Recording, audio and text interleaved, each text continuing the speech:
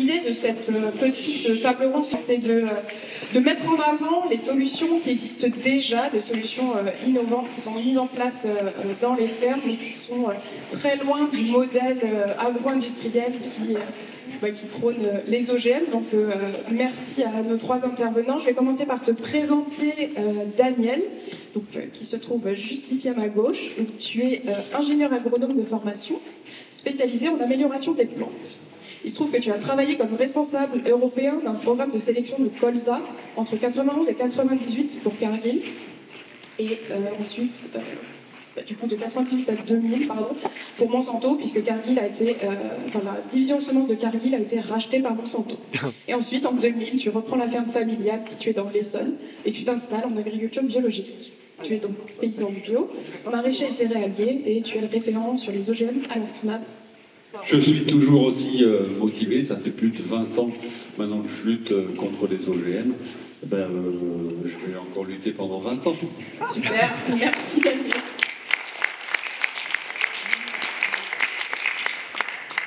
Oui, donc je voulais faire effectivement une petite transition entre les fausses promesses et les résolutions. De par donc mon ancien métier, et vous parlez un petit peu de la manipulation des résultats scientifiques, un peu au même titre, souvent on dit les statistiques, on leur fait dire ce qu'on veut, les résultats scientifiques, c'est aussi un peu pareil.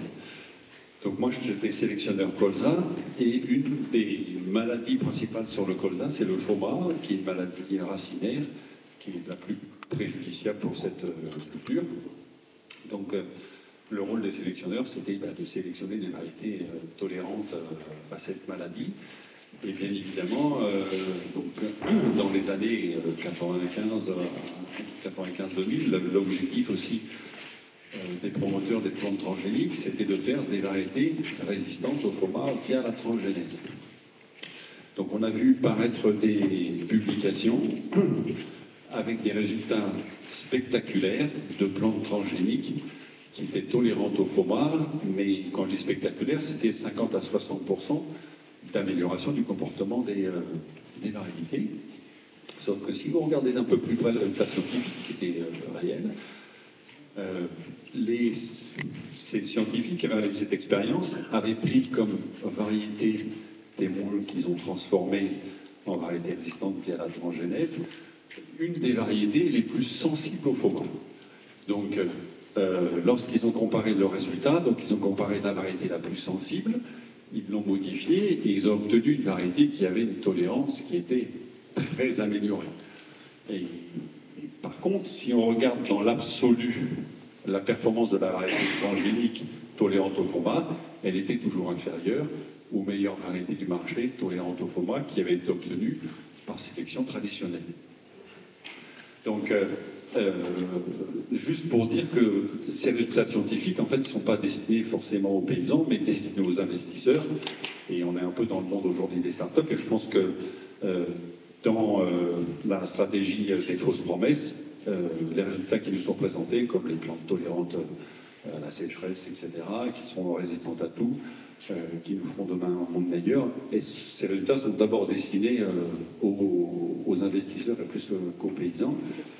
Et si on regarde aujourd'hui, bien évidemment, cette variété tolérante au FOMA n'a jamais vu le jour, ce n'était qu'une fausse promesse.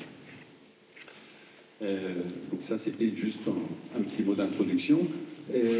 Ce dont on nous parle souvent aussi dans ces fausses promesses, c'est qu'on nous promet des variétés qui vont être résistantes à beaucoup de maladies, voire à des insectes. Et la plupart des projets qui sont mis en place nous parlent effectivement, comme ce qui a été dit tout à l'heure, de mutations ponctuelles. Donc on va avoir affaire à des résistances qui sont ce qu'on appelle monogéniques. Et on sait très bien, nous, en tant que paysans, que ce sont des résistances qui ne sont pas durables. Que dans le temps, bien évidemment, ces résistances vont être contournées par soit le pathogène, soit les insectes. Donc ce sont de fausses solutions, ce sont des techniques qui ne sont pas du tout durables. Et ce dont nous, on a besoin en tant que paysans, ce sont plutôt des variétés qui ont des résistances polygéniques qui sont bien plus durables. Et ça, c'est pas avec des techniques de sélection avec des modifications génétiques, avec les nouveaux gènes, voire enfin, les anciennes, avec la transgénèse, que vous allez réaliser ces sélections polygéniques. Par contre, c'est avec la sélection conventionnelle que vous allez pouvoir accumuler d'année en année des gènes favorables et un meilleur comportement. Mais c'est aussi, quand on parle par exemple de tolérance, de résistance aux maladies, c'est aussi dans les rotations. Parce qu'il n'y a pas uniquement la génétique. Il y a aussi, bien évidemment, la façon dont on travaille. Et c'est clair qu'aujourd'hui, le modèle industriel développé, monoculture ou rotation extrêmement courte, ici on est dans une région où il y a des rotations très courtes, colza, blé, tournesol, ou blé, tournesol, bien évidemment, avec des rotations aussi courtes, vous favorisez les maladies, alors que si vous êtes avec des rotations relativement longues, bien, vous diminuez la pression maladie et vous favorisez, enfin, vous ne favorisez pas ni les maladies ni les insectes. Il y a aussi un élément à prendre en compte, c'est la taille des parcelles. Si vous avez des parcelles effectivement qui sont extrêmement grandes, vous avez beaucoup plus de chances souvent d'avoir des problèmes de maladie. Si vous avez des haies, qui sont des abris aussi pour les oiseaux, etc., vous diminuez également la pression insecte. Donc il ne faut pas regarder que la génétique, mais il y a aussi l'ensemble de l'environnement autour de la culture, que ce soit les rotations, les tailles des parcelles, etc., l'environnement qui font que vous allez vous en sortir et avoir peu de problèmes. On peut avoir de temps en temps, mais beaucoup moins de problèmes, bien évidemment, avec des problèmes de maladies d'insectes. Et puis après, il y a aussi des choix variétaux qui sont réalisés. Il ne faut pas forcément chercher à avoir la variété qui a la meilleure performance, mais parfois préférer une variété rustique. Ou aussi également pratiquer le mélange de variétés qui peuvent avoir des niveaux de résistance relativement différents. Ça se pratiquait peu jusqu'à présent, mais ça commence un petit peu à se développer. Donc on a des solutions. Un des éléments aussi qui est relativement important, ce sont les VRTH. Alors les VRTH, pourquoi ils se sont développés? Alors on en a parlé tout à l'heure, c'est principalement pour, notamment aux États-Unis, pour pouvoir cultiver sur de grandes surfaces. Parce que les variétés tolérantes au Roundup vous évitent de labourer. Vous pouvez semer directement sans labourer. On sait très bien, nous, les paysans, lorsque vous devez labourer, vous labourez sur 3 mètres de large. C'est relativement long. Vous roulez à 6-7 km/h, mais 3 mètres de large, ça ne va pas très vite pour faire un hectare. Alors que quand vous ne labourez pas, vous pouvez passer, on va dire, un outil à dents sur 6 ou 8 mètres de large, à 12 ou 15 km/h, juste pour faire une préparation de terrain. Et puis après, vous pouvez semer à 10 ou 12 km/h avec un outil qui va faire aussi 10 ou 12 mètres de large. Donc ça va extrêmement vite. Donc vous pouvez, un homme seul, en France, on va dire, s'il laboure, il sème, il va pouvoir cultiver 100, 120, 150 hectares. Aux États-Unis, avec cette technique-là, il va pouvoir en cultiver 500 ou 600. D'où l'intérêt de ces techniques. Nous, les VRTH, en France, se sont principalement développés sur le tournesol et sur le colza, pas spécialement pour des raisons là, de taille de parcelle, mais pour des problèmes d'enherbement. Et les problèmes d'enherbement, notamment sur tournesol et colza, viennent du modèle agricole qui est utilisé. Aux États-Unis, de la même manière, donc les VRTH, les Roundup Ready, se sont développés à cause du modèle agricole, mais chez nous, c'est aussi le modèle agricole qui nous a fait développer les VRTH, même si ce n'est pas la taille de la surface, c'est le fait qu'on n'a pas de rotation, de rotation extrêmement courte. Colza, blé, orge ou blé, tournesol, qui font que vous revenez de manière extrêmement rapide avec les mêmes cultures sur la même parcelle. Donc vous utilisez tout le temps les mêmes herbicides. Et ce qui se passe, c'est qu'en utilisant tout le temps les mêmes herbicides, régulièrement, généralement, vous avez des adventices qui deviennent résistantes aux herbicides que vous utilisez. Donc vous êtes dans une impasse. Plutôt que de dire il faut peut-être que je travaille autrement, que j'allonge mes rotations, etc., on vous propose une solution clairement en disant ben, la solution à votre problème, c'est une fuite en avant incomplète, mais c'est utiliser un nouvel herbicide.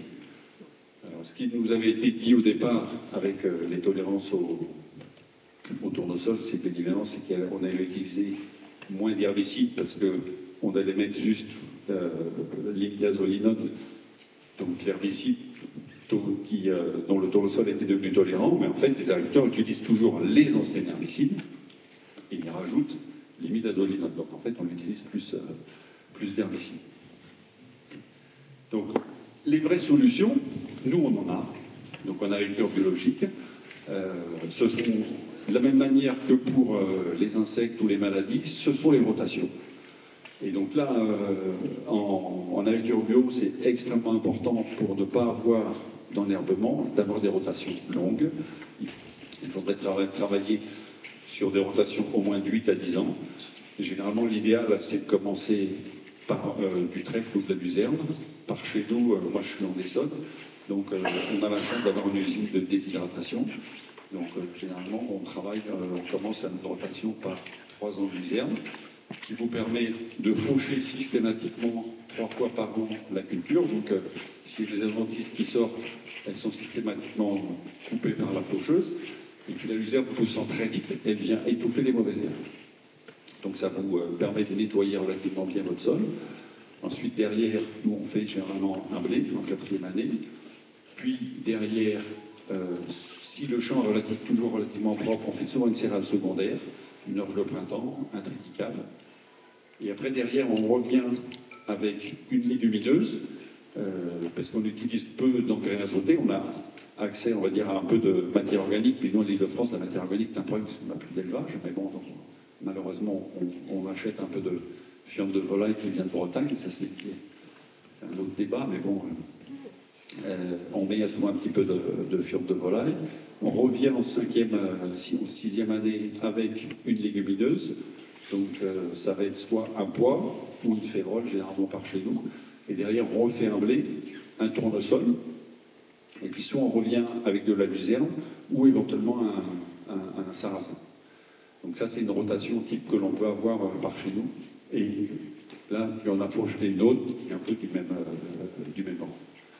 Donc les rotations sont extrêmement importantes pour pouvoir alterner des cultures d'été, des cultures d'hiver. Donc les cultures d'été et les cultures d'hiver, vous ne les désherbez pas à la même époque, donc vous ne favorisez pas les mêmes adventices. Contrairement quand vous avez des rotations courtes, vous favorisez toujours les mêmes types d'adventices. Là, en changeant les cultures, en changeant les modes de travail, ça permet toujours de favoriser certains adventices, mais jamais les mêmes. Et c'est ça qui est extrêmement important. Et on alternait historiquement, quand j'ai commencé, donc en 2000, on alternait ce qu'on appelle les plantes type céréales, où vous passez juste une hercétrie, et les plantes qu'on disait les plantes d'été, donc tournesol, maïs. Moi je ne faisais pas de maïs, mais c'était du tournesol, que l'on pouvait sarcler, que l'on pouvait piler. Aujourd'hui, avec le progrès du machinisme, alors le progrès du machinisme est pas mal lié aussi au développement de la bio. Quand j'ai commencé en 2000, on avait en gros quasiment que la RCP comme outil, et puis les bineuses, où vous étiez assis sur la bineuse et vous guidez la bineuse à la main. Aujourd'hui, on a fait d'énormes progrès en machinisme et on arrive à des qualités de désherbage extrêmement propres en bio. Et à part des années qui peuvent être extrêmement pluvieuses, un peu catastrophiques, où c'est compliqué de désherber en bio, mais aujourd'hui on arrive à avoir des champs extrêmement propres en agriculture biologique, et notamment parce que maintenant on bine les céréales. Historiquement, sur les céréales, on passait juste la RCP, je ne sais pas si vous m'avez une photo, voilà. Ça c'est une RCP qui est une espèce de grand râteau avec énormément de dents, qui vous permet de passer sur le sol. Vous passez sur une céréale, par exemple le blé, à partir du stade de 3 ou 4 feuilles, le blé est suffisamment enraciné. Par contre, toutes les petites adventices peuvent s'arracher facilement. Et là, même ce type de RC-trie, qui sont des RC-tries modernes par rapport à ce que j'ai connu il y a 20 ans, où chaque dent est relié à un ressort, et vous pouvez régler la pression de chaque dent sur le sol, la profondeur, l'inclinaison. Ce sont des outils vraiment extraordinaires et qui nous permettent de faire un super boulot. De la même manière, sur les bineuses, on a aujourd'hui des bineuses avec caméra qui permettent un guidage extrêmement précis. Alors, il y en a même qui travaillent avec GPS, mais bon, nous, on ne travaille pas avec GPS, mais les bineuses guidées par caméra nous permettent on sait maintenant en 6 mètres et on bine en 6 mètres, permettent de faire un super boulot et de pouvoir biner les céréales. Donc, notamment, ça permet de supprimer beaucoup de charbon, de rumex que l'on peut avoir dans les champs. Et énormément d'agriculteurs sont étonnés de la propreté des champs que l'on peut avoir aujourd'hui dans l'agriculture biologique. Alors, il reste toujours un peu d'herbe, et il faut qu'il reste un petit peu d'herbe, mais c'est quelque chose d'extrêmement impressionnant par rapport à ce que moi j'ai pu connaître il y a 20 ans.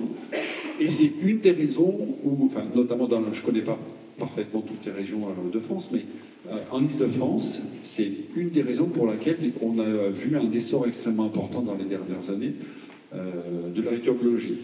Quand j'ai commencé en 2000 à être en bio, on devait être à 0,4-0,5% de la superficie en bio. Très très loin, on était une des dernières régions en Ile-de-France à avoir développé l'agriculture biologique. Aujourd'hui, on est remonté au niveau national, on doit être à peu près à 8%, parce que les agriculteurs, on a toujours tendance à regarder ce qui se fait chez le voisin. Quand il achète un nouveau tracteur, quand il travaille ses sols, on regarde toujours ce que fait le voisin.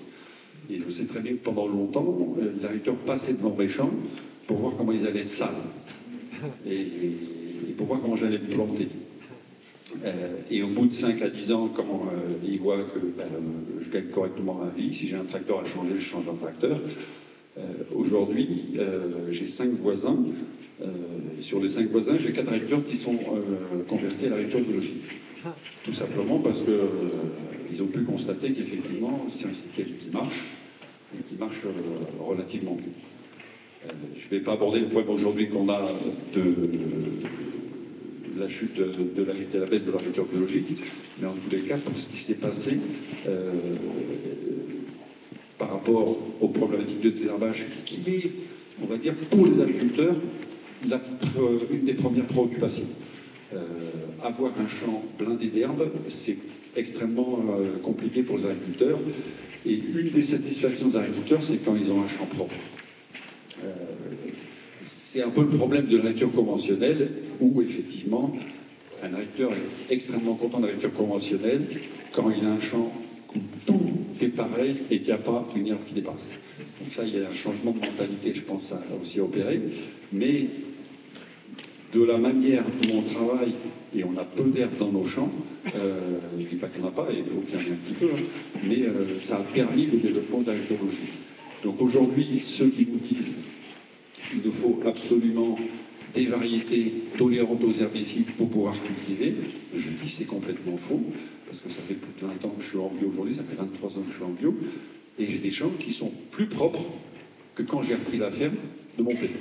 Qui n'est pas forcément, j'adore mon père, hein, mais c'était pas forcément un super agriculteur. Je pense que c'est ses parents qui l'ont obligé d'être agriculteur, donc ça l'emmerdait un peu.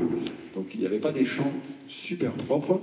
J'ai récupéré des champs avec du chien-dent et des chardons, et j'ai récupéré son chômage sans utiliser de Roundup pour les nettoyer, uniquement avec des outils mécaniques. Donc on peut arriver à avoir des champs propres en bio et uniquement avec des outils mécaniques. Encore. Voilà. C'est bon, Daniel? Oui, bah, je ne vais pas te brider, hein, mais on fait non, mais j'ai à peu près fini ma première intervention. Ok, super, merci. Et bien du coup, Germain, je vais te passer. À ta gauche, on a avec nous Germain Goujon. Donc Germain, tu t'es installé en Mayenne en 2011 et tu as directement converti la ferme au moment de ton installation. C'est une ferme en polyculture élevage, ce qui veut dire que tu cultives divers céréales et que tu élèves des bovins viande, le tout sur 107 hectares, dont la moitié en prairie naturelle. Tu t'intéresses tout particulièrement à la fertilisation et à la préservation de ton sol, et du coup c'est ce qui t'a mené à t'intéresser à l'agriculture bio de conservation et à t'investir au sein de l'association qui s'appelle les Décompactés de l'ABC, donc de l'agriculture bio de conservation. Tu vas nous en parler tout à l'heure pour nous dire un peu plus ce que c'est que cette agriculture bio de conservation. et tu es également administrateur du Sylvain Bio 53 et de la cave Pays de la Loire. Germain, quel est ton petit mot à toi? Rassuré par la dernière intervention. La nature, en fait, donne raison à la fin, donc si c'est juste des fausses promesses, ça ne durera pas très longtemps. Ouais.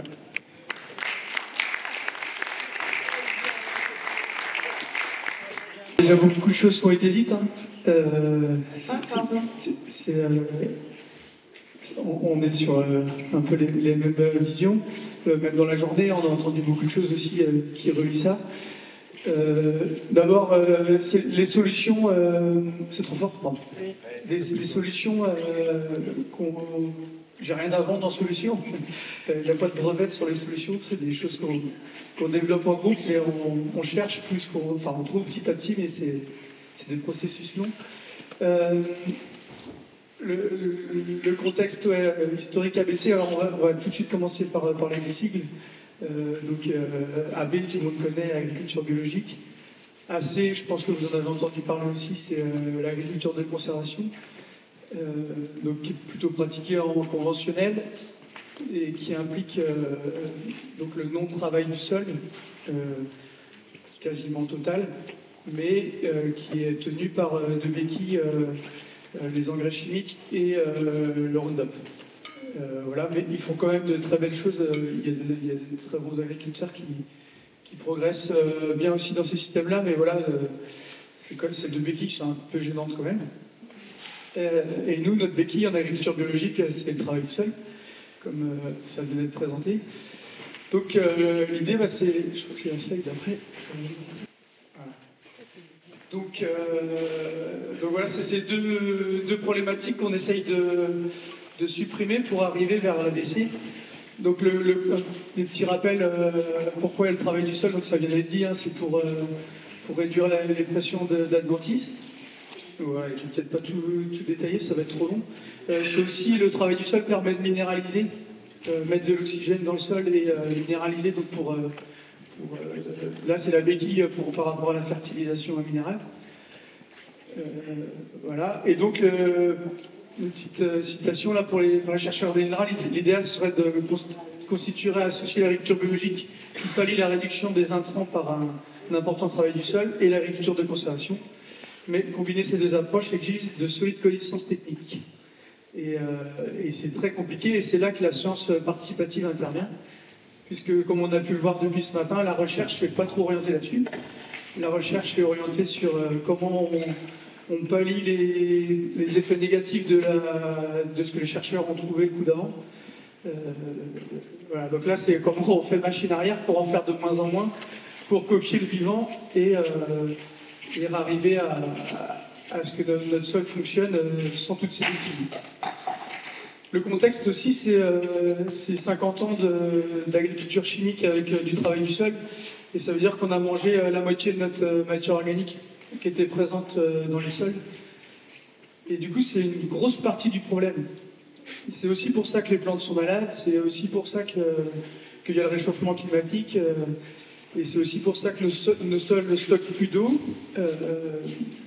Voilà, donc c'est d'autant plus compliqué quand on enlève les béquilles, quand notre système est dégradé. Donc c'est l'agriculture de conservation. En fait, c'est pas l'agriculture de conservation qu'il faut, c'est de la régénération et c'est de l'amélioration de nos sols suite à des décennies de dégradation. Et donc c'est un enjeu hyper fort pour l'humanité. En fait, les déserts dans les lieux très fertiles, du croissant fertile, sont arrivés comme ça. Donc une fois qu'on aura épuisé toutes les régions de la planète, on ira peut-être sur Mars. Donc voilà. Donc en Mayenne, on a un groupe d'agriculteurs bio, avec le Sylvain Bio, qui existe depuis 15 ans, où on bosse toutes ces questions-là. Donc TCS, j'ai oublié de le parler tout à l'heure, c'est technique culturelle simplifiée. C'est pas tout à fait simplifié parce qu'on se creuse bien la tête, mais c'est comment on réduit. En fait, c'est sans labour. C'est plus simple à comprendre comme ça. Beaucoup d'essais en TCS bio, mais beaucoup d'échecs. Voilà, quand on enlève les béquilles, c'est compliqué. Et depuis quelques années, c'est notre sujet central dans le groupe, donc on progresse, on va aussi faire des voyages on discute avec d'autres.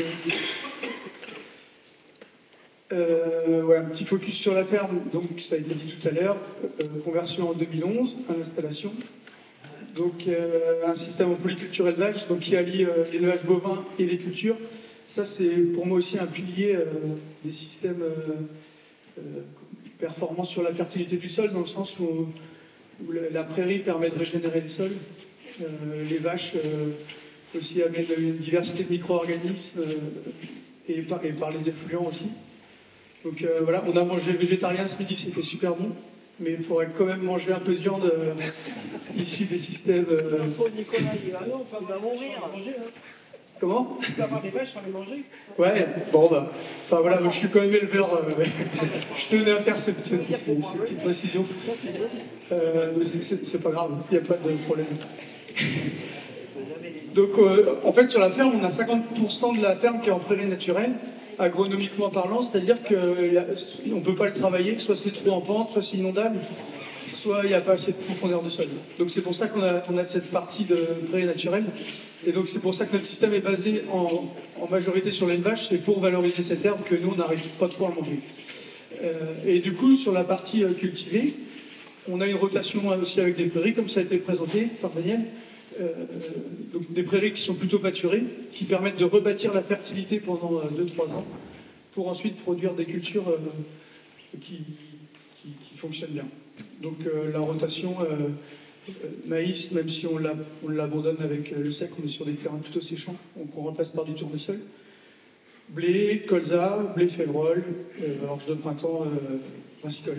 Sur la ferme, ça nous tient à cœur d'allier l'alimentation donc l'alimentation animale et l'alimentation humaine directement, c'est-à-dire que quasiment tous les céréales qu'on fait sont à destination de l'alimentation humaine. Blé panifiable, orge de brasserie, le colza pour faire de l'huile et le tournesol aussi. Voilà. Donc en gros, ouais, c'est la règle qui existe depuis assez longtemps des 2 tiers, 1 tiers, le tiers de la rotation qui est en prairie pour régénérer le sol.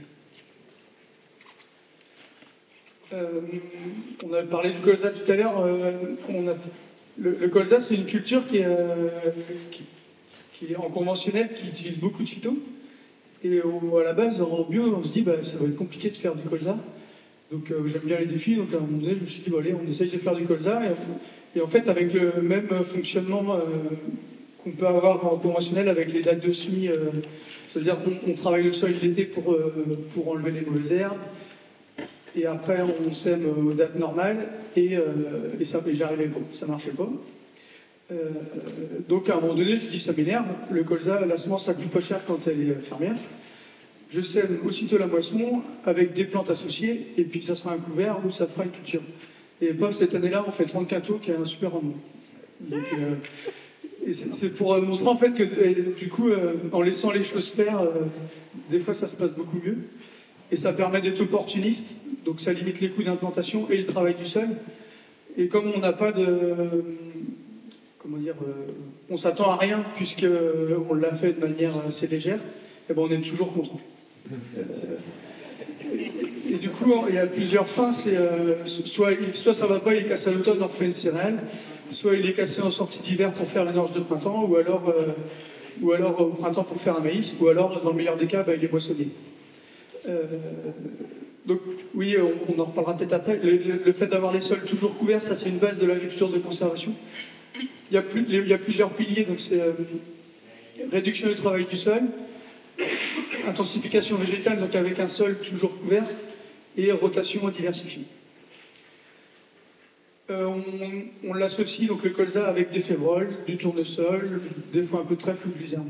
Donc là, ça permet, par rapport aux ravageurs, d'avoir un peu de confusion, ou plutôt d'avoir une diversité dans la parcelle dès le semis, qui fait que les insectes ravageurs aiment bien les monocultures, mais ils sont un peu plus embêtés avec la diversité.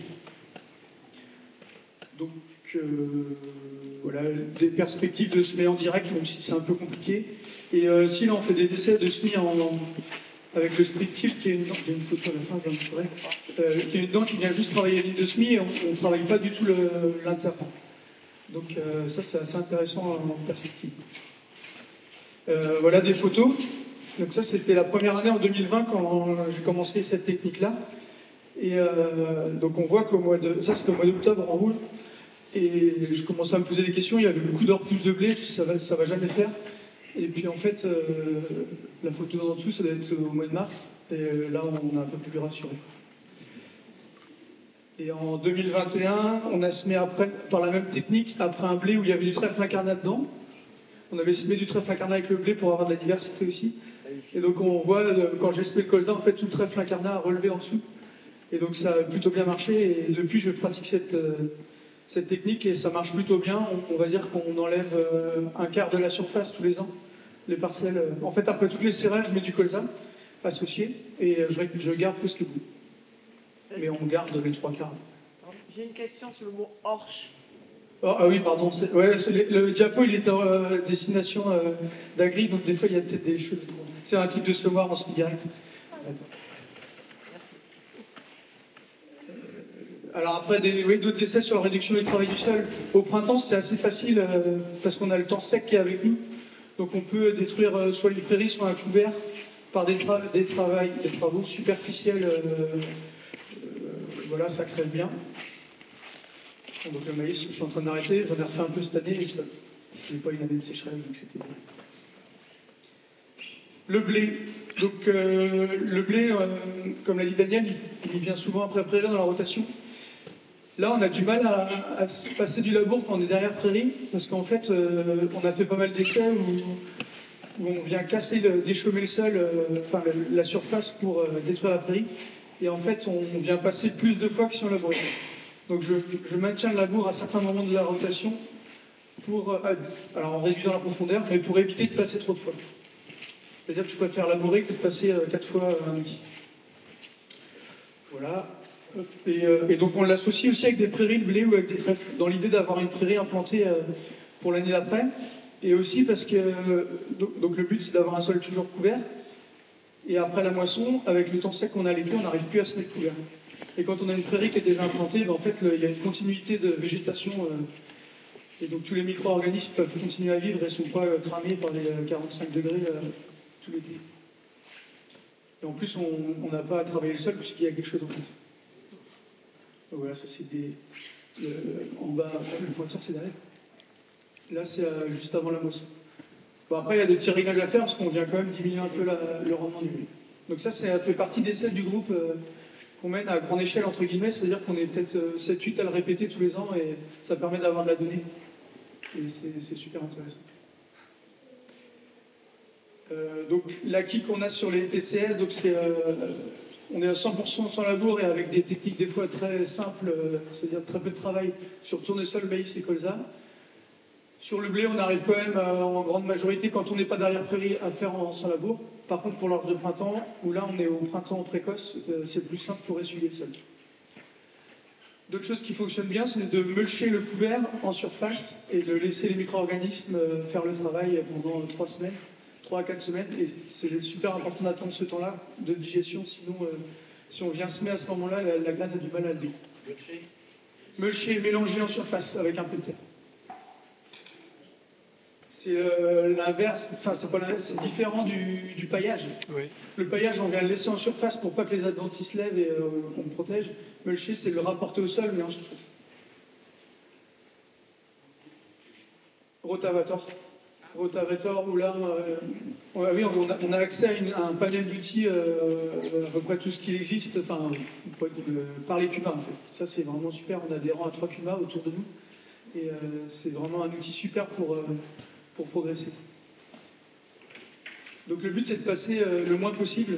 Donc l'objectif c'est 2 passages, des fois c'est plus, mais si on sent qu'on va passer beaucoup, on laboure. Prioriser les TCS, prioriser le végétal, donc ça c'est vraiment important, c'est un sol toujours couvert. Et dans cette démarche-là, c'est aussi de ramener des arbres. C'est-à-dire que donc, les prairies et les arbres. Le fait d'avoir des arbres dans les parcelles, ça permet d'avoir toujours une végétation présente. Donc ça fait partie de l'intensification végétale. Parce qu'en fait, on en parlera après de l'intensification végétale. Ouais, donc on a replanté 3 km 700 de haies depuis l'installation. Et là, on est en train de mettre en place de l'agroforesterie viticole. C'est un essai, on plante une ligne de vigne avec des arbres sur la ligne tous les 20 mètres.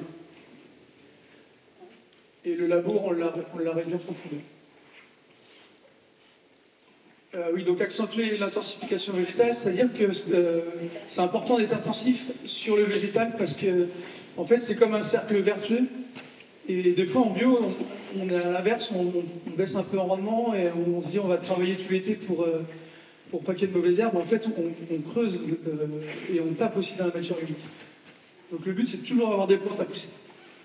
Et voilà, et donc plus il y a de rendement, plus il y a des matières qui retournent au sol et plus c'est vertueux. Et c'est en ça, je pense, où ça diffère un peu de la vision de la bio, peut-être à un certain moment, et du binage et des... Donc des fois, les meilleurs couverts sont des kénopodes comme ça l'été. Enfin, mais c'est un peu dur. On bosse sur les équilibres chimiques du sol, justement, parce qu'on a vu des fois qu'on se limite, on n'arrive pas à produire parce qu'il y a des petits blocages. Donc on ne s'interdit pas de ramener des éléments qui manquent à cause des années d'agriculture industrielle qu'on appauvrit le sol. Donc les apports de matière organique, essentiellement des vaches. Ah oui, on produit du bois aussi pour les chaufferies. On en garde un peu pour mettre dans les litières. Je pense que c'est un important apport pour le sol. Et on se pose même la question, au vu du prix, on est payé pour les chaufferies, de tout garder et de plutôt prioriser le sol que... Voilà. Le gaz russe, c'est pas encore assez cher.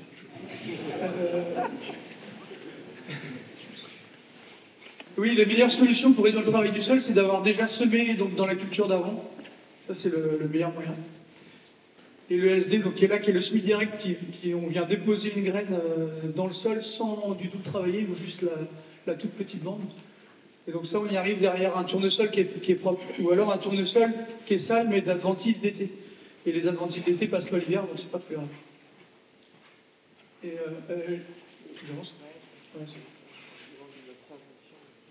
et donc, comme le colza, l'idée c'est d'être opportuniste, optimiste, c'est-à-dire on croit que ça va marcher, des fois ça marche pas, mais tant pis. C'est-à-dire qu'on trouve une autre solution, il y a toujours une autre solution, c'est ça qui est bien en bio aussi. C'est qu'en conventionnel, des fois il y a des traitements, par exemple pas colza, je crois. Quand le désherbage est fait, on ne peut pas repartir sur un blé, parce que le désherbant va empêcher le blé suivant de partir là-dessus, on a assez tranquille. On a fait d'autres essais de semer du blé dans les luzernes pour aller plus loin. Bon, alors ça, c'est un peu des fois comme la permaculture qui paraît tout beau sur Internet. Dans la réalité, c'est pas si simple. Donc on s'est entêté 3 ans, on enlève un peu le pied, ça m'a du mal. Mais ça viendra un jour, on arrivera à trouver des solutions. On a essayé de semer tôt, dense, de quasiment casser la luzerne, mais en fait, elle repart tout le temps et ça va, on a des vaches, donc on peut tout ensiler pour leur donner. Sinon, ça retombe pas. Oui, un autre essai avec le colza, on avait semé au printemps le colza, le sarrasin et le millet, dans le but de battre le sarrasin et le millet et d'avoir le colza qui est déjà en place. Donc ça, c'est des idées qui sortent du groupe. Et donc ça n'a pas marché parce que le sarrasin et le millet ont tout étouffé le colza. Par contre, on avait quelque chose de très propre et on a fait un semis direct de blé févrole dans la foulée que vous pouvez voir là. Et donc, voilà, c'est pour ça qu'il y a toujours une solution en fait. Pour voir, ouais, il faudrait qu'on voit les densités. Donc les conclusions chez nous, c'est possible de réduire le travail du sol, parfois vraiment fortement, et de faire du non-labour, donc après culture de printemps propre. Donc je rappelle les bases de l'ABC, c'est les associations de culture. Donc aujourd'hui on ne fait plus de blé pur.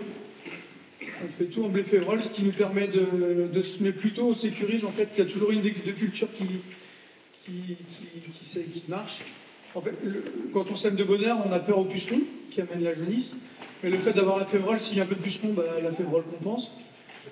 La févrole fournit l'azote au blé, enfin, du moins la réduction de la densité du blé fait qu'il y a moins besoin d'azote puisque la févrole est une légumineuse, donc capte son azote. Il se passe des choses aussi dans le sol, le fait d'associer des plantes où ça se passe mieux. Voilà, donc après les filières s'organisent un peu là-dessus. On peut valoriser aujourd'hui du blé févrole directement en filière longue. Mais on peut aussi le trier à la ferme et vendre les deux séparés. Ça fait un peu de boulot. Mais, voilà. Et donc la rotation qu'on est en train de mettre en place, c'est tournesol ou alors le blé avant, tournesol, blé, févrole, colza. Et donc c'est la succession des cultures qui fait qu'il n'y a pas du tout de trou. C'est-à-dire qu'on sème le tournesol, derrière on sème le tournesol au printemps. Aussitôt la moisson du tournesol, quasiment 15 jours après, on sème le blé. Et aussitôt la moisson du blé, on sème le colza. Donc plutôt que d'être obligé de couvrir les sols par des couverts, on essaye de trouver les cultures qui s'enchaînent. Voilà, et l'agroforesterie qui est un peu la dernière arrivée, même si les haies qui sont là depuis un petit moment font déjà le tâche. Et donc l'idée de l'agroforesterie, c'est aussi sur toute la question de l'eau. En fait, l'eau, on a tout fait pour qu'elle se barre des champs et qu'elle aille dans la mer. Il faut absolument qu'on la refasse s'infiltrer et la garder tout le temps qu'on peut. Donc les arbres sont là pour faire infiltrer et aussi l'été pour repomper et reconnecter avec les cultures par les mycorhizes. Bon après ça c'est peut-être... si, il y a des choses scientifiques quand même. Et autre chose, oui, c'est que on entend parler aussi du petit cycle de l'eau, c'est-à-dire que plus on a des plantes à pousser l'été, et plus il y a d'évaporation et plus il pleut. C'est aussi un cercle vertueux et c'est aussi l'intensification végétale. Oui, c'est suite à beaucoup de rencontres sur le sujet de l'ABC dans le Gers notamment, que toutes ces questions-là sont venues avec Thomas aussi, l'animateur du Civagio. Et donc c'est créé, suite à ces rencontres, une asso qui s'appelle les Décompactés de l'ABC. Donc c'est pour bien montrer que, en fait, il ne faut pas être figé dans par exemple, on dit je suis en semi-direct pur, et le glyphosate et les engrais, il ne faut pas bouger. Nous, il faut absolument être ouvert au changement. Voilà, donc c'est au niveau national, et il y a des rencontres tous les ans, un gros colloque, et puis après d'autres choses qui sont mises en place sur des essais. Donc c'est ça la vigne. Là c'était du blé févrole, j'ai poussé la ronde de paille pour faire le paillet. Et donc on voit il y a 4 pieds de vigne avec un arbre entre chaque. C'est un érable champêtre. Donc l'idée c'est d'allier... je voulais faire de l'agroforesterie et ça m'embêtait d'avoir une bande à entretenir qui soit vide. Donc je me suis dit autant mettre quelque chose qui produit. Et sans irrigation dans des sols séchants, il n'y a pas grand chose d'autre que la vigne. Donc on ne sait pas si ça va marcher, on a planté. On se forme un peu à la viticulture, mais c'est plutôt du raisin de table. Après, on verra comment ça se passe. Donc là, c'est le résultat du colza en streptile. Donc on peut voir qu'au milieu, streptile, donc c'est travail juste la bande de semis. Donc ça, c'est après la moisson du blé. On a battu, par exemple, autour du 10 juillet. Et au 20-25 juillet, je suis venu avec un outil qui a une dent plus un semoir monograine derrière. Donc un semoir qui vient déposer graine par graine, directement dans le chaud. Donc là, ça nettoie la ligne de semis et on voit qu'entre deux, il y a les repousses de févrole qui étaient dans le blé févrole, il y a toutes les mauvaises herbes qui sont là, mais le colza a l'air de bien partir et voilà. Donc ça, c'est des perspectives intéressantes. Mais c'est pas une solution brevetée, hein. Je peux pas vous l'avouer, parce que c'est pas sûr que ça marche. En même temps, les OGM sont vendus et apparemment ça marche pas. Ouais.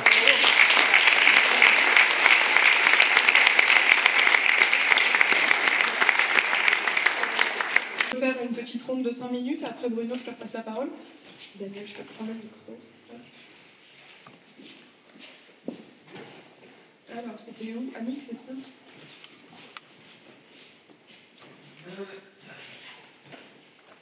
Oui, merci. Merci à Germain. Particulièrement, et Daniel aussi. Mais merci à Germain parce que moi, je suis très sensible au sol et à l'humus et tout ça. Et cette dégradation des sols, c'est une perte pour la planète qui est immense. Est-ce que vous avez vu, en dehors des résultats au niveau des plantes et tout ça, est-ce que sur le sol, physiquement, en regardant, en voyant sa profondeur et tout ça, est-ce que vous avez vu des progrès très nets de la composition, de la texture du sol? Progrès très net, non, je suis encore trop jeune, je pense. Oui, combien de fois de temps? C'était un peu... En fait, faut augmenter les taux de matière organique. Donc, un maraîcher sur sol vivant va le faire en mettant une grosse quantité de matière organique, il va aller très vite. Nous, on n'a pas ce moyen-là. On aurait plein d'arbres autour qu'on pourrait rapporter, ça serait le cas, mais là, il faut le temps que les arbres poussent aussi. Donc, non, on sent que quand on a fait, quand on a eu une culture qu'on a réussi à bien implanter avec peu de travail du sol et des bonnes matières organiques ramenées, on voit que le sol s'améliore. Sauf que il peut y avoir aussi un accident climatique pour une récolte, et du coup, on vient redégrader. Mais c'est plus un ressenti que ça s'améliore, on ne peut pas dire qu'il y ait de résultats nets. C'est ça qui est dur en fait. C'est qu'il a fallu des dizaines d'années pour le dégrader, et enfin, ça a été bien fait. Il faut du temps pour remonter aussi. Et encore dans les zones d'élevage, je pense qu'on a la chance où ça a été un peu moins dégradé. Merci. On a une question ici.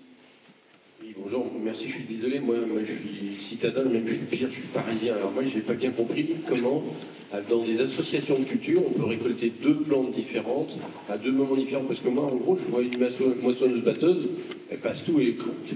Donc en fait, si elle retire le blé, elle retire aussi, elle fait le rôle, etc. Donc moi je comprends pas, mais c'est peut-être idiot. Mais... Non, c'est pas idiot, c'est juste qu'on associe du coup des plantes qui vont se récolter en même temps. Donc le blé et la févrole ont la même maturité ou à peu près. Donc ça va bien. Et comme l'essai où je vous ai montré tout à l'heure, Millet Sarraza Colza, là le but c'est que il y a une des plantes qui reste en dessous et qui se redéveloppe après. Alors, il y a plein de questions. Là, peut-être, j'en prends encore deux. On passe la parole à Bruno, quand même, qu'il intervienne. Et après, peut-être qu'on relancera la discussion.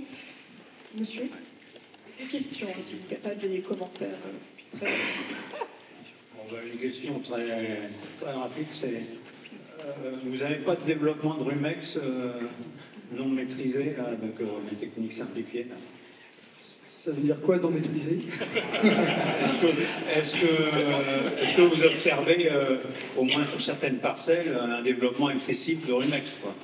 En fait, pas plus qu'avant. Je l'observais déjà quand on labourait beaucoup. Donc, en fait, c'est ça. Aujourd'hui, je sais que, de toute façon, même en labourant tout le temps, on a des problèmes. Donc, il y en a toujours. Ça fait partie de la diversité. Quand il y en a un peu, ils ne sont pas du tout préjudiciables. Ils grainent, mais de toute façon, la génération d'avant les a fait grainer, et puis celle d'avant aussi. Donc, ils tiennent 60 ans dans le sol. Donc, de toute façon, ils sont présents. Et ils arrivent toujours à la suite d'un accident, en général. C'est un travail du sol trop important ou trop mouillé. Dernière question, monsieur. Je pose une question sur l'agroforesterie. Les arbres sont petits, ça va. Quand ils seront grands, est-ce que ça ne va pas étouffer les cultures qui sont en dessous? Ça, c'est tout le travail après de l'architecture de l'arbre et comment on va les gérer. On a fait des lignes d'acacia aussi qu'on va venir couper assez régulièrement. Donc là, ça demande d'apprendre une gestion pour éviter ça. C'est-à-dire que ça ne va pas être des arbres comme on peut voir en forêt. Voilà. Il faut aussi qu'on puisse passer avec les engins. Et enfin, nous avons avec nous Bruno Joly, qui est là au titre de Cultivons la biodiversité en Poitou-Charentes. Donc Bruno, toi tu es également paysan, mais dans le nord de la Vienne, éleveur de vaches laitières avec transformation à la ferme, et tu es en bio depuis 2011. Et la ferme est organisée en GAEC, et vous êtes au total 5 associés. En 2009, tu t'engages sur le sujet des semences paysannes et tu participes à la création de l'association Cultivons la biodiversité Poitou-Charentes, dont tu es aujourd'hui trésorier. Bruno, quel est ton petit mot à toi pour décrire ton état d'esprit? Mon état d'esprit, moi ça va, j'arrive d'une semaine de vacances. J'ai pas participé au stage de déprime qui a eu lieu peut-être en début de la journée. Donc pour moi tout va bien.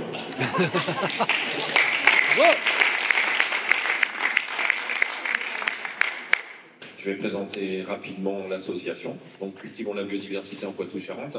Donc une association qui a été créée en 2009 dans le but de faire la promotion des semences paysannes, parce qu'on était à partir de 2005 un petit groupe d'agriculteurs à avoir découvert les semences paysannes, On a commencé à cultiver d'abord du maïs, ensuite du blé, et puis on s'est dit qu'il fallait vraiment créer une association pour faire la promotion de ces semences-là, qui n'étaient pas connues en général par les agriculteurs. Donc l'association aujourd'hui, il y a 400 adhérents environ, dont 120 agriculteurs et des jardiniers amateurs. Et on travaille sur 3 volets. Donc un volet expérimentation, où là on fait des essais, à la fois sur les potagères, à la fois sur le blé, le maïs, le tournesol, le potiron bleu de Hongrie, donc tout un tas de plantes. On travaille en partenariat avec des chercheurs, parfois, comme Isabelle qui est là dans la salle, qui nous accompagne parfois autour des céréales. Donc ce volet-là, il pèse à peu près un tiers de l'activité de l'association. La deuxième activité, c'est l'activité de formation.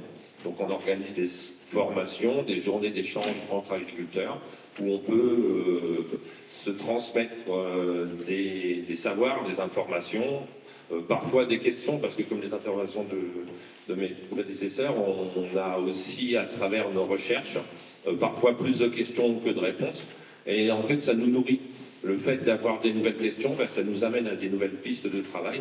Et l'expérimentation est très, à la fois, c'est beaucoup de travail, mais c'est aussi très enrichissant. Et le troisième volet, c'est la communication. Donc on organise des événements, comme il y a pas très longtemps un événement qui s'appelait « À la découverte des semences paysannes ». On va organiser aussi le 12 novembre à Thurey, à côté de Châtellerault, un événement autour du hibou, qui va s'appeler « Saveurs et semences paysannes », où là on a des chefs restaurateurs qui vont faire des démonstrations de cuisine à partir de produits issus de semences paysannes et de la dégustation. Donc ça c'est pour l'association. Et donc ma ferme, donc elle n'est pas qu'à moi parce qu'on est 5 associés. Et il y a aussi 5 salariés qui vivent sur cette ferme. Donc on a un troupeau de 100 vaches laitières et on transforme pratiquement tout le lait des vaches à la ferme, à peu près 1200 litres de lait par jour qui est transformé. Cette ferme, on a 200 hectares. Sur les 200 hectares, il y a 150 hectares de prairies, donc 40 hectares de luzerne.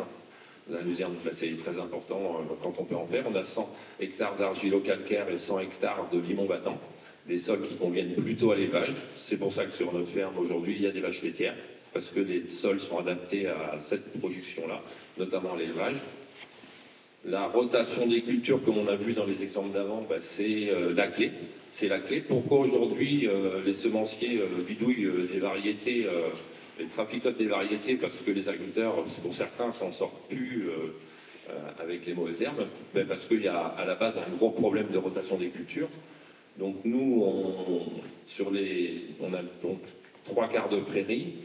Et à côté, les 50 hectares qui restent, donc on fait du maïs population, des blés population, des blés aussi de variétés modernes, des mélanges céréales protagineux, du sorgho.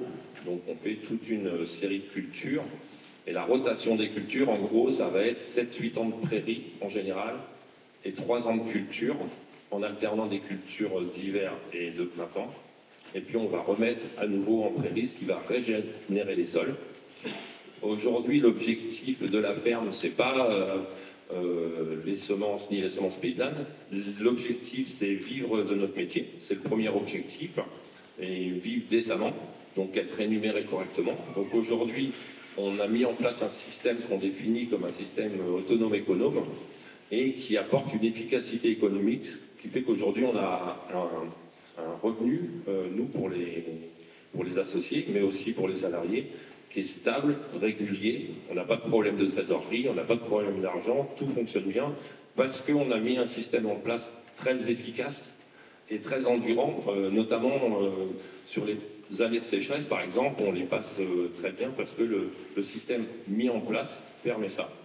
Donc ça étonne parfois quand on reçoit des journalistes ou des gens comme ça qui ont du mal à comprendre comment, en faisant par exemple 25 à 30 quintaux hectares en céréales, comment avec des vaches entre 4000 litres et 5000 litres par vache, comment en produisant par exemple 4 tonnes chez nous de fourrage à l'hectare alors qu'en général les rendements c'est plutôt 10 à 12 tonnes, mais comment on arrive à s'en sortir.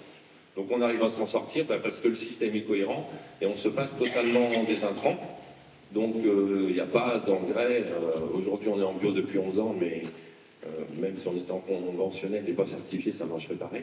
Donc il n'y a pas d'engrais d'acheter, il n'y a pas de produits de traitement.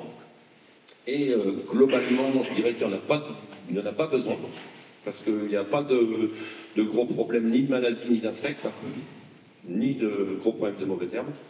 Et il n'y a pas de semences. C'est-à-dire qu'on achète un tout petit peu de semences, on est quasiment autonome en semences. Et comme on produit nos semences, ce qui se passe, c'est qu'en fait, pour en produire assez, on en produit trop. Et quand on en produit trop, on arrive à trouver des collègues qui en recherchent, et on vend des semences. Ce qui fait que la toute petite partie de semences achetées, en fait, elle est financée par le fait de la vente des semences. Donc le système, du coup, quand on est autonome à ce point-là, aujourd'hui on consomme à peu près 60 litres de fuel par hectare, alors que mes voisins en conventionnel consomment à peu près 200 litres de fuel par hectare. Donc on consomme beaucoup moins de tout, et du coup on n'a pas besoin de faire 84 hectares. Et le système est rentable économiquement. Mais pour ça, il faut arriver à se sortir de la tête. Moi, encore dans les discussions avec des voisins qui ne sont pas en bio, c'est un peu compliqué de dire qu'on fait 25 hectares et que ça va, qu'il n'y a pas de problème. C'est compliqué parce qu'ils marquent le coup et à la limite, ils ne réagissent même pas parce qu'ils se disent « mais qu'est-ce qu'il me dit ? C'est pas possible ». Donc, c'est vrai qu'on a été tous très formatés par le développement de l'agriculture des années 50 jusqu'à aujourd'hui, et qui fait qu'aujourd'hui, travailler avec des méthodes naturelles et avoir des résultats, je dirais, corrects, à mon sens, à moi, mais qui ne sont pas dans les codes des agriculteurs en général. Donc ça, c'est pour la présentation de la ferme. Donc on va voir quelques images que je vais pouvoir commenter. Donc là, on est avec des blés population. Donc on a fait pas mal d'essais de blé population. On a commencé en 2010. Donc on a mis en place un essai avec 60 variétés de blé population. Pour certaines, on avait récupéré 40 grammes et pour d'autres 4-5 kilos. Donc parfois, c'était des bandes assez larges. Parfois, il y avait juste un seul rang. On a ensuite choisi chacun des variétés qu'on a mis en place dans une dizaine de fermes qui voulaient essayer ces blés populations, qui sont souvent très impressionnants. D'ailleurs, ce qui nous relie en général, quand on dit aux gens pourquoi vous faites des blés populations, la chose qui nous rapproche tous, c'est parce que c'est beau. Parce que c'est esthétique, et alors parfois certains disent c'est beau et je gagne bien ma vie avec, ou c'est beau et je fais du bon pain avec, ou c'est beau et mes vaches elles le mangent, ça les rend en bonne santé. Tout le monde n'est pas la même chose avec, mais ce côté esthétique c'est très important. Et c'est vrai que se réapproprier son métier, c'est aussi prendre du plaisir dans ce qu'on fait dans son métier. Donc, un petit peu comme les intervenants d'avant, c'est le collectif qui est important à travers tout ça, puisqu'on fait énormément d'expérimentations et d'essais, et on a plus d'échecs que de réussites. Et en fait, le fait d'être en collectif, ça permet de voir ce qui marche chez les uns et les autres. Alors pendant longtemps, on a fait des variétés population seules, en expérimentation. Et puis on a arrêté il y a 2 ans, parce que c'est un travail énorme de mettre en place des expés avec des bandes, avec plein de variétés différentes. Il faut chaque fois vider le semoir, nettoyer. Et pour moissonner, on passe des journées entières à moissonner ces essais. Alors maintenant, comme on a tous un peu une idée des variétés populations qu'on a utilisées, chacun utilise des mélanges, où on va de 5 variétés jusqu'à 20, 30 variétés. Et c'est ces mélanges-là qui sont cultivés sur des surfaces assez importantes aujourd'hui au sein de l'association, pour certains pour faire du pain, pour beaucoup pour faire du pain, mais aussi pour d'autres en alimentation animale ou pour la commercialisation. C'est vendu à des minotiers qui, eux, vendent à des boulangers qui recherchent des blés paysans. Ces blés-là ont des caractéristiques en termes de goût, en termes de texture des pains, très différentes des blés modernes. Et il faut juste apprendre à les dompter, les adapter à son terroir. Certaines variétés vont verser parce qu'elles n'étaient pas adaptées au terroir, donc on prend d'autres. Donc là, on voit en photo une petite batteuse qui a été achetée par l'association et qui est mise à disposition des adhérents. Donc ça permet de pouvoir battre des petits lots. Donc là, c'était une expérimentation chez moi où aussi d'autres agriculteurs ont amené leurs gerbes d'essais qu'ils avaient chez eux. Donc là, on peut battre des essais jusqu'à 30, 40, 50 mètres carrés, puisqu'on on met une gerbe de blé dans la machine bat le blé, ça tombe dans ce bac-là, et dans le deuxième bac, il y a les déchets qui tombent. Donc ça permet, avec cette machine, elle vadrouille un petit peu sur tout le Poitou-Charentes, d'apporter des solutions, puisqu'on peut battre du blé, mais on peut aussi battre des betteraves, on peut battre à peu près toutes les potagères, et pas le maïs, on a une autre machine pour le maïs, mais on peut battre beaucoup de plantes. Donc c'est aussi une dynamique collective avec parfois des matériels qu'on a besoin. Comme on a vu tout à l'heure, on a besoin d'hersétrie, on a besoin de bineuses très performantes. Donc on peut travailler d'une autre manière qu'avec des pesticides, mais pas tout seul parfois, et puis pas sans matériel. Donc tout ça, ça demande une réflexion et des essais pour voir ce qui marche bien.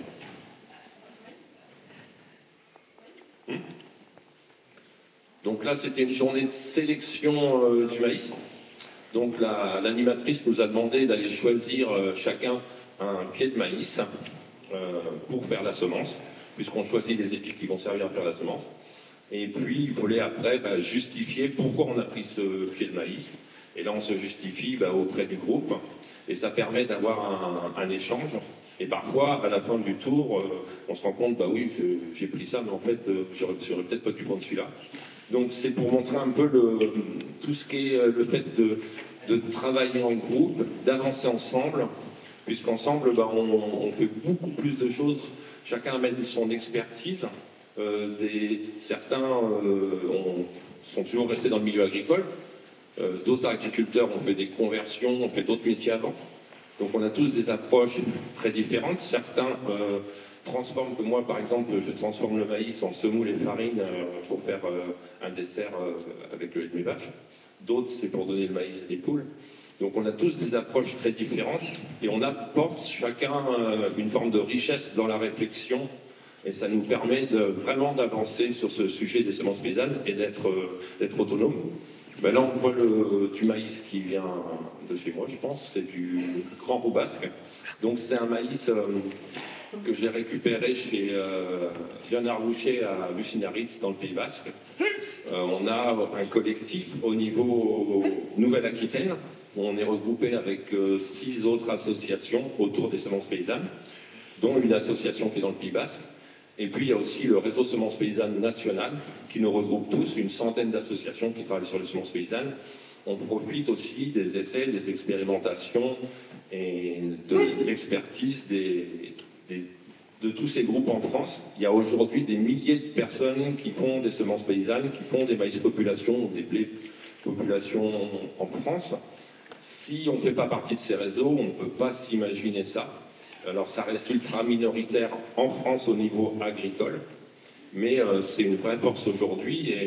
Et nous-mêmes, au sein de notre association, on a eu l'occasion de compter le nombre d'hectares qui étaient faits au sein de notre association. On pensait que c'était peut-être 300, 400, 500 hectares. Déjà, rien que chez nous, c'est plusieurs milliers d'hectares de semences paysannes qui sont implantées tous les ans. Donc on était nous-mêmes étonnés. C'est grâce à des fonds, des groupes GI2E, c'est des fonds du ministère de l'Agriculture qui nous permettent de financer des études. Et nous-mêmes, on ne croyait pas qu'on avait un nombre d'hectares comme ça. Il faut pouvoir embaucher des stagiaires sur des périodes longues qui vont enquêter les agriculteurs, où on peut vraiment récupérer des informations réelles, des surfaces et des variétés et tout ça. Sinon, au sein de l'association, on a une salariée animatrice temps plein, qu'on arrive à financer grâce à plein de petits bouts de financement. C'est très compliqué. Et cette personne-là ne peut pas collecter tout ça. Donc c'est vrai qu'on a un travail qui est colossal et qui est à la fois intéressant. Donc on voit sur la table une expérimentation où on avait la même longueur dans le champ à chaque bande donc c'était des sélections différentes de maïs. Donc on voyait que sur certaines sélections, il y a plus de rendement obtenu que sur d'autres.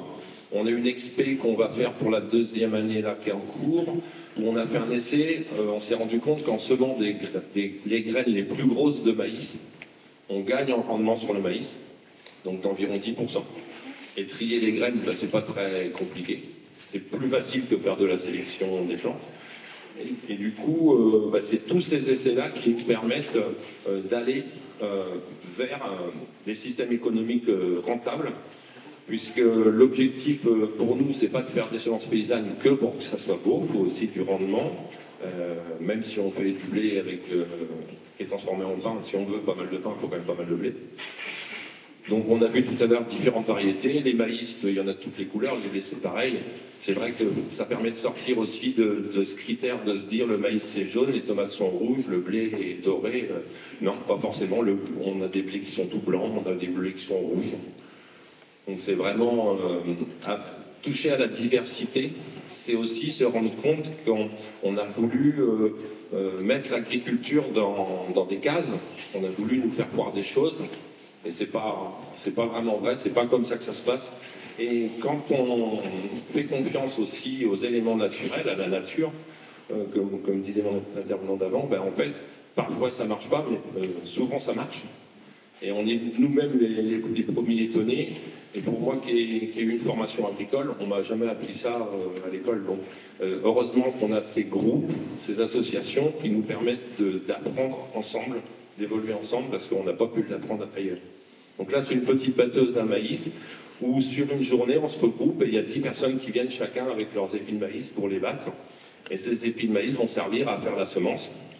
L'avantage du maïs, c'est qu'avec un seul épi, on peut avoir 800 graines avec un seul épi, donc on peut ressemer une très grande surface avec un seul épi. Donc là, on voit le sujet de la valorisation qu'on a, c'est une photo de l'an dernier.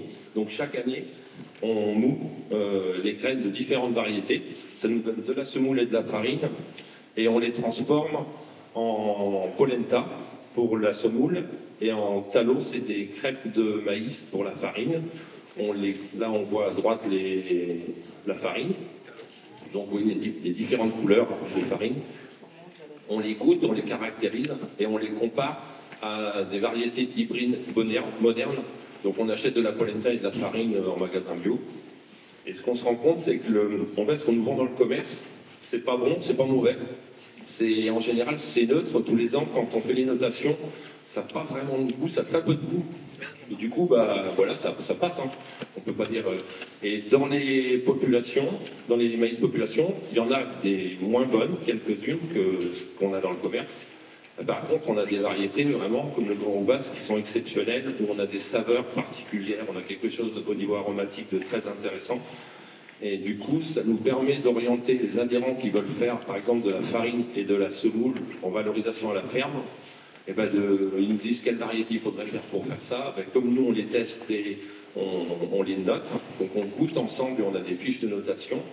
Et donc ça nous permet de dire, fais plutôt du Lavergne, du Grand Roubasse ou telle variété. Et si vous voulez faire du blanc de Monin, qui est une variété blanche, qui est vraiment pas bonne par exemple, on lui dit non, on fait plutôt pas. Surtout que des fois les gens ont entendu dire que le blanc de Monin ça serait super pour faire de la semoule, et en fait pas forcément.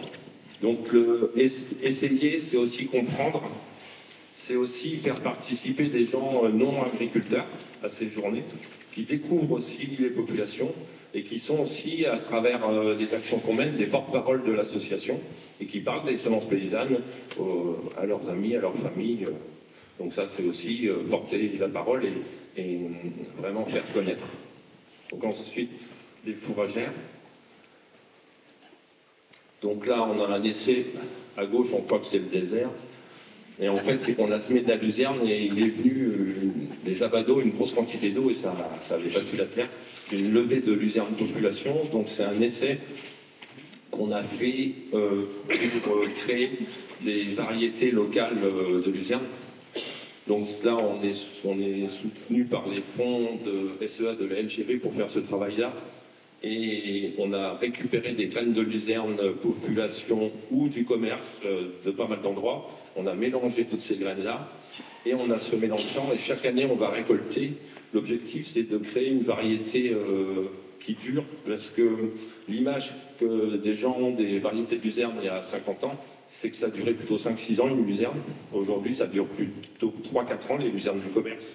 Donc l'objectif, c'est de créer une luzerne du Poitou qui dure longtemps et qui soit adaptée au terroir, reproductible et qu'on peut donc transmettre d'agriculteur à agriculteur. Donc là, c'était chez l'agriculteur qui est Éric Germont, là, qui est celui qui est complètement en plus haut. Là. Lui, il a fait un essai, il a semé un grand nombre de variétés de luzerne population sur des petites surfaces, et il choisit les graines des luzernes qui sont les plus belles. Il collecte tout ça. Là, c'est un lot de graines de gousses de luzerne. Et tout ça, ça va être battu et ressemé sur une surface un peu plus importante pour multiplier et créer des variétés de luzerne adaptées au terroir. Alors la luzerne, c'est une super plante parce que c'est une plante qui arrive à pousser à avoir une production de protéines importante. La seule condition, c'est qu'il faut un sol sain. Et sur des sols calcaires, ça fonctionne plutôt un peu mieux, mais ça fonctionne quand même dans pas mal de sols et ça a sa place dans la rotation. Donc ça permet, grâce à la luzerne, d'être autonome en protéines. Nous, sur notre ferme, on n'achète pas de tourteaux de soja, par exemple.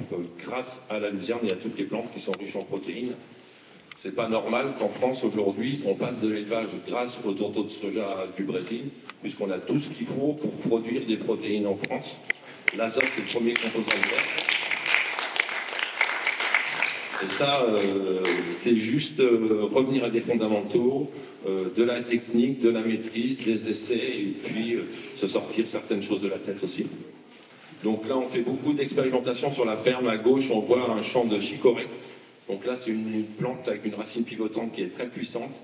C'est pour faire du rendement en fourrage, il n'y a pas plus élevé, ça n'existe pas. En qualité alimentaire, il n'y a pas meilleur. Par contre, c'est une plante qui vit 2 ans et qui est un peu envahissante. Une fois qu'on commence à mettre de la chicorée, c'est un peu comme si on avait semé du rumex dans nos champs. On parlait du rumex tout à l'heure. Il en repousse partout, tout le temps. Donc, il faut arriver à la maîtriser. Par contre, on a essayé cette plante-là dans le cadre de l'adaptation au changement climatique. Donc, on travaille beaucoup sur ce sujet-là, puisqu'on sent que les choses changent. Et nous, il faut qu'on change nos méthodes si on veut exister demain. Et le plantain, notamment, et la chicorée sont des super plantes à expérimenter. Et ça sera des solutions pour certains agriculteurs et pas pour d'autres. Il n'y a pas de système tout fait. Ce qui est vrai chez un ne sera pas vrai forcément chez son voisin. Mais en travaillant collectivement sur tous ces sujets-là, ben, on avance. À droite, on voit un champ de blé population. Il y a du triticale aussi. Et sûrement des essais...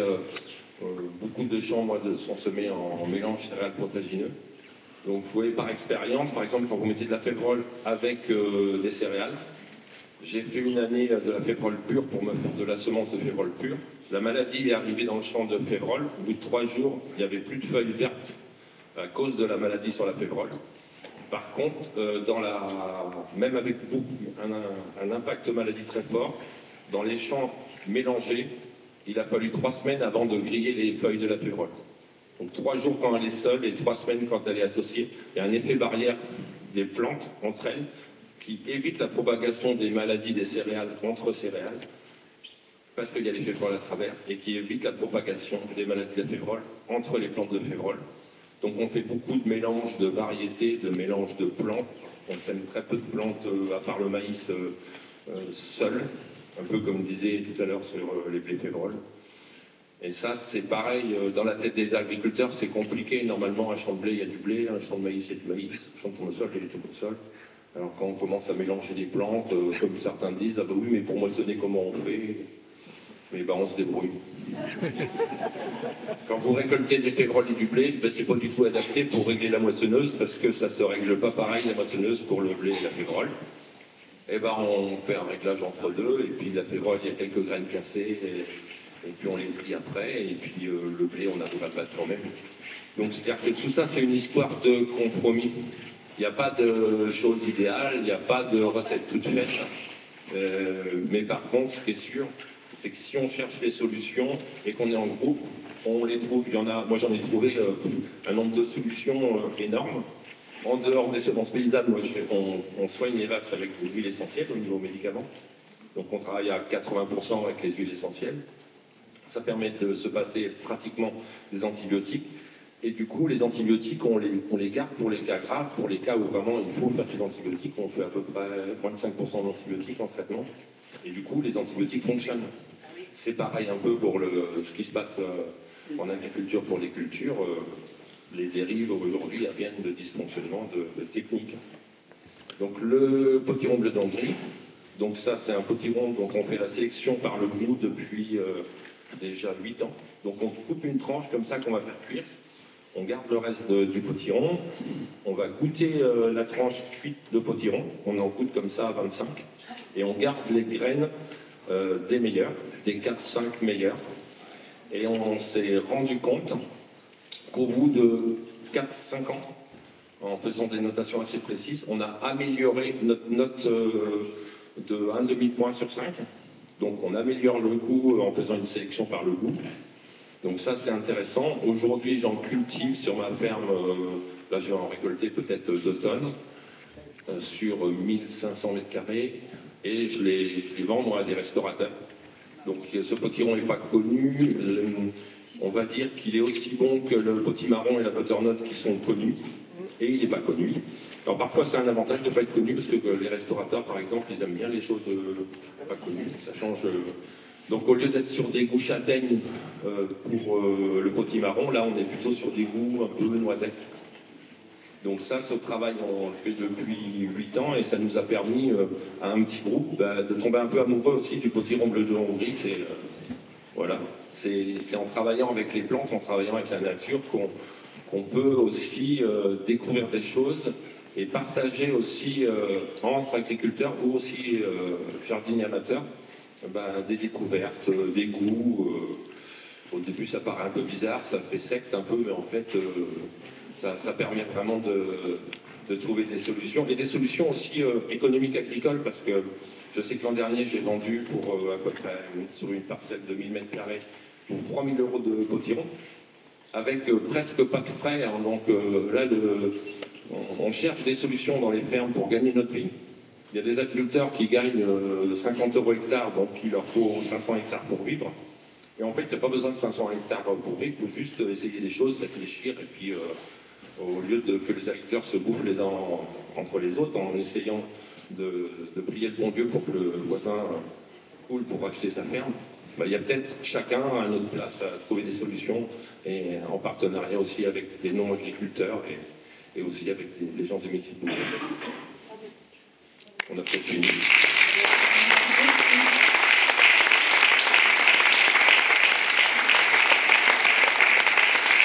Un des avantages aussi de l'agroforesterie, c'est que ça crée un microclimat, c'est-à-dire que par exemple, on a de plus en plus de canicules. Si on fait un maïs qui rentre en fleur au moment d'une canicule, le risque important c'est que le pollen soit déshydraté et que du coup il ne féconde pas, et qu'on ait des fusées qui soient vides de grains. Là, l'avantage de l'agroforesterie, du coup, c'est que ça crée un microclimat, ça baisse un peu la température au sein de la parcelle, et ça permet de sauver un peu la culture du maïs, même si... alors cette année, ça a été une année plutôt favorable pour nous, pour le maïs, mais l'année dernière, par exemple, j'en ai pas fait parce qu'il y avait un risque important pour moi par rapport à la sécheresse et aux températures élevées. Et du coup, je me pose la question de l'avenir de cette culture par rapport au changement climatique. Un autre des avantages de l'agroforesterie, c'est le fait que ça amène de la matière organique par les feuilles, mais aussi par les racines. C'est-à-dire que quand l'arbre, à l'automne, il perd ses feuilles, il perd aussi les petites racines.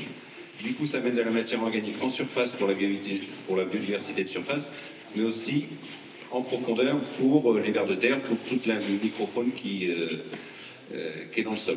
Et ensuite, la plantation de ces arbres ou des haies autour des parcelles, ça apporte le gîte et le couvert pour tout ce qui est biodiversité. Et nous, on en a besoin en bio, enfin surtout en bio, parce qu'on n'a pas la béquille chimique et on a besoin de cette biodiversité pour qu'il y ait une régulation des insectes ravageurs. Merci.